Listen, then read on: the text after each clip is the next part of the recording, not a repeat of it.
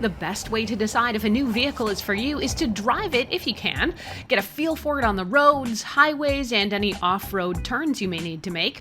The 2025 Honda Pilot is a mid-sized SUV that's sized for a family, but what else does it offer? I'm Erin from Tech Gadgets International, and I spent 4 days with the 2025 Honda Pilot to test it out, see how it drives and what it feels like to own, as well as how things work overall.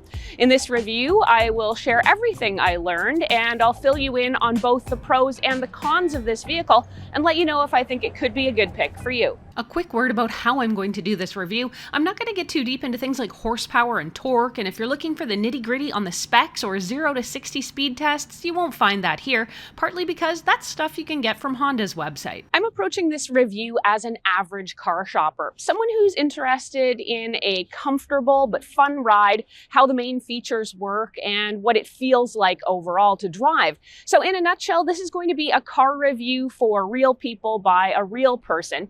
And lastly, I did rent this vehicle on Turo, and since it's obviously not mine, there are some deep off-road and other tricks I'm not going to try. With a total of 6 trim levels to pick from, or 5 if you're in Canada, Honda really fragmented the Honda Pilot feature set, making its starting price a little bit misleading and making it tough to compare all the options.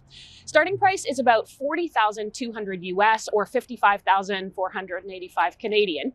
With each variant and trim level, there are all kinds of inclusions and exclusions, from how many charging ports you get to the size of the infotainment screen and which type of seat coverings you're going to be offered. So it's definitely worth asking yourself what a few of your must-haves are. Even so, when it comes to Honda's choice of core features, fortunately, there's quite a bit to like here. The Honda base model here plays things safe with familiar design language.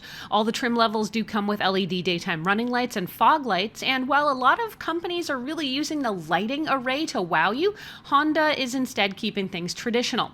The 2025 Pilot scored a top safety pick plus rating, and even the base model gets about 90% of all the safety features and Honda sensing technologies. This includes Honda versions of what are now becoming standard help features like lane departure warnings, lane keeping assist, collision warning, collision mitigation braking system, and cross traffic monitoring. My experience with the safety features is that they come across as kind of weak or maybe just average in terms of how they actually impact you or how they appear. For example, with the lane departure system, I actually found that the vibration in the steering wheel was so subtle it was easy to miss. I also found that quite often when I'd move out of a lane without signaling, which should trigger the lane departure system, get those vibrations to me and buzz me on the wheel, it would instead just deliver an on-dash warning light and offer that very subtle course correction. But a lot of the time, in truth, it would not do anything at all. I'd get no visible warning on the dashboard and no vibration in the steering wheel. I found myself wishing for something a little bit more robust, like vibration in the seats, which I have tried in other vehicles. I was also wishing for a wee bit more force in the lane correction. As it was, I didn't really trust the vehicle to course correct entirely on its own, so I always made the adjustment, which, if I'm being honest, is probably what should be happening anyway. But if you're a distracted type looking for a lot more assistance in your drive, you won't find that here. A few of the other safety features, like the forward collision warning, is especially lackluster. All that means in this model is you get a light on the dash that says brake if you get too close to another vehicle. Similarly, the blind spot system is really just going to turn on an orange light on your side mirror. Front and rear parking sensors are noticeably absent from the base model, but you can find it in every other trim level. Going for the more premium models like Trail Sport, you also get multi-view camera system, so you can get a full 360-degree view of the vehicle. But as it is, my base model just offers a backup camera option, which of course works just fine. All the trim levels also get equal treatment when it comes to interior safety. This includes front side airbags as well as knee airbags for the driver and front passenger, plus curtain airbags for the second and third rows. There's also latch support for all the seats, making child safety seat installation a breeze. Let's get into the cockpit and take a look around.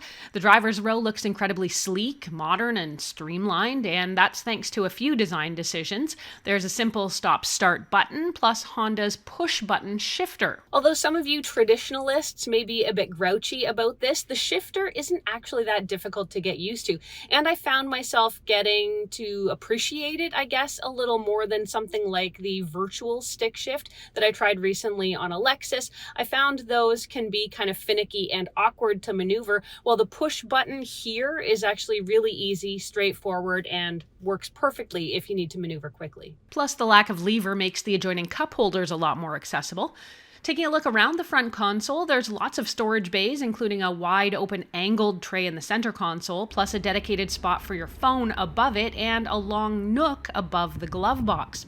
The doors also offer a lot more places to stash stuff too. Let's get to the technology and how you interact with your vehicle. A lot of car manufacturers are slapping their front consoles with ultra-large touch displays for a more futuristic flair. Honda, though, seems to be taking more of a traditional approach, instead equipping their entry-level sport model here with a two-part screen. I'll call it a two-part screen. There's a small 7-inch display mainly for things like the entertainment, and there's also an in-dash display for key driver information. The infotainment screen is a hybrid touch screen and button interface, and the presence of those physical buttons may make the Pilot's front dashboard feel a little dated, but whether that's a bad thing really depends on your preference, since not everybody enjoys fiddling with touch controls on a large display, and some people may just prefer the tactile feel of knobs and buttons. If you do want a bigger, flashier screen, you'll need to trade up to a different trim level, which could get you a more modern-looking 9 or 10-inch display here. Even if the screen size isn't a deal breaker for you, I did find, and you might feel, that the sport trim model feels a bit stuck in the past, particularly with something like Android Auto and iOS CarPlay. I found that it lacks a true wireless option, and it doesn't have the full integration of those features. What you're essentially getting is a touchscreen mirroring using Bluetooth, which is kind of a good stopgap, but it doesn't give you the full interactivity and the full CarPlay or Android Auto experience. I also really noticed the lack of a wireless charging pad in the vehicle, and once again, you would need to step up to a higher tier model in order to get better and more charging options. The 7-inch driver information interface screen is just fine, and you can use the buttons on the steering wheel to cycle through different info panels for things like tire pressure and maintenance. Let's get to the driving experience, and then I'll talk a bit about the comfort while you're riding in the vehicle. I was expecting a lot from the big engine in the 2025 Honda Pilot, but right from the get-go, I was a bit surprised. So one of the first things I'm noticing about this vehicle is that it's kind of choppy to drive. So we're on the highway, and I'm just going to try and give it some gas, and it really feels like it's, for starters, slow to catch it. And then it's also really slow for it to actually get going up to a faster speed. I took the Pilot out on a day trip to explore the California desert. This took us on both side roads, highways, and even a couple of dirt roads. What I found time and again is the power I was hoping for just wasn't there. So when I'm in a vehicle, I really like to step on the gas and essentially have it take off like a rocket ship. And what I'm finding with this is that I'm not getting nearly that kind of responsiveness. The Pilot is definitely weak when in automatic mode, but it does have a standard mode that allows you to use paddle shifters to make adjustments. While that does help things a bit, I consistently found a major lag when stepping on the gas to pass or if I needed to make a quick maneuver. In my opinion, the driving experience is a little more suited to something like low-key city driving, maybe school pickups, running errands, and getting to and from the office at the speed limit. For me, after spending about 3 or 4 days in this vehicle, I definitely found it drives a lot more like a minivan and less like an SUV, unless SUV stands for sport utility van. I was pleasantly surprised to find a really comfortable ride, even on very bumpy dirt roads. The vehicle felt durable and solid, and like it could take on even more strenuous off-road endeavors. If ride comfort is high on your needs list, I think you're really going to like the 2025 Honda Pilot. I found the driver's row in particular to be extremely comfortable, thanks to seats that are really well designed and very adjustable. The driver's seat gets some special treatment with 10-way power adjustment, including lumbar support. The front passenger passenger seat only gets four-way movement. I will call out the fact the headrests here are not very adjustable and they're quite rigid and awkwardly placed, at least for me at my height. I found myself wishing instead for a nice memory foam cushion headrest, which I did really enjoy when I tried it on another vehicle. As it was with these headrests, I found I ended up having to recline the seat a little bit more just so I didn't feel like the headrest was pushing my head forward. All trim levels give you front heated seats, which I definitely appreciated, and the sport trim version is the only version with cloth seats, and the model I tested has almost a denim style of fabric. Kind of cool, and it feels just fine. I also really appreciated the huge amount of headroom in this vehicle. So when it comes to what the passengers in the back seats here can expect, you may have read some of the legroom measurements or the back seat measurements. And the important thing to know here is that the measurements for the second row seat here, you might have read that it's 40 some inches. That's not quite accurate. If I get out my trusty tape measure here, I'll show you. The specs say I think it's somewhere around the neighborhood of 40 inches. But if I measure this out, this measurement is actually taken from the back of the seat in front to the front of the seat in the next row. So you can see this is definitely going to depend on where each of these seats gets placed. So I've put this at kind of a normal level for me, so I'm comfortable in the front and comfortable in the back. And we've only got about 31 inches of total depth.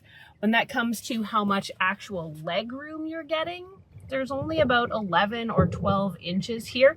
Now, it's still spacious, but if you were expecting to be able to, fully kick back, that's not quite what you're getting. So back here in the third row, there's obviously a lot less room. Now you can make yourself a little more room by putting down that center console. That actually helps you feel like you've got a bit more space. There's supposed to be about 32 inches of row space back here. And again, it's a third row, so you're gonna end up with a lot less. I don't know about 32 inches, maybe if the second row was all the way to the front. When it comes to actual leg room back here, it's pretty tight. There's probably about 8 or 9 inches of leg room. I will say, fortunately, this back row of seats is quite deep, so you can actually lean back and get pretty comfortable. The middle row seats have buttons tied to an internal battery, which then releases the seats all the way to the front.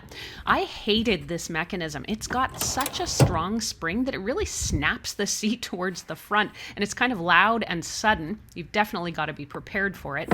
Elegant access to the rear, this is not. Plus, to get them back into place, it's all muscle. There's no power assistance or help.